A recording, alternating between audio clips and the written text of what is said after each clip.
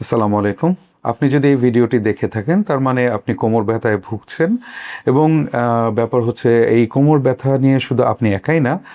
জরিপ বলে পৃথিবীতে প্রতি ১০ জন মানুষের মধ্যে ৮ জনই কোমর ব্যথায় সাধারণত জীবনে একবার হলেও ভুগে থাকেন। এবং এর থেকেও গুরুত্বপূর্ণ যে জায়গাটা, অধিকাংশ ক্ষেত্রেই কোমর ব্যথার জন্য বড় কোনো সার্জারি অথবা বড় কোনো চিকিৎসার খুব বেশি প্রয়োজন হয় না। সো আমি ডাক্তার রেজাউল হাসান, আমি সহকারী অধ্যাপক হিসেবে পঙ্গু হাসপাতালে কর্মরত আছি, orthopaedic trauma and spine surgeon হিসেবে। অধিকাংশ মানুষের ধারণা হচ্ছে কোমর ব্যথাটা তৈরি হয় স্লিপ ডিস্ক বা পিএলআইডি বলি আমরা যে জায়গাটাকে, শুধুমাত্র সেই কারণে।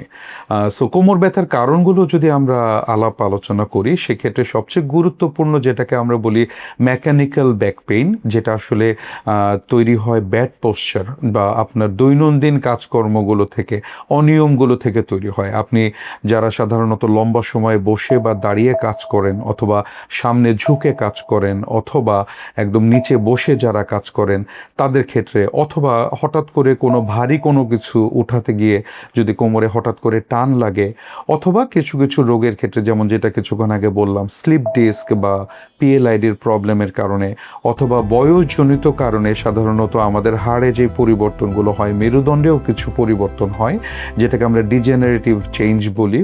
এটা ছাড়াও কিছু আর্থ্রাইটিস, কিছু ইনফেকশন, এরকম বিভিন্ন কারণে সাধারণত আমাদের কোমর ব্যথা হয়ে থাকে।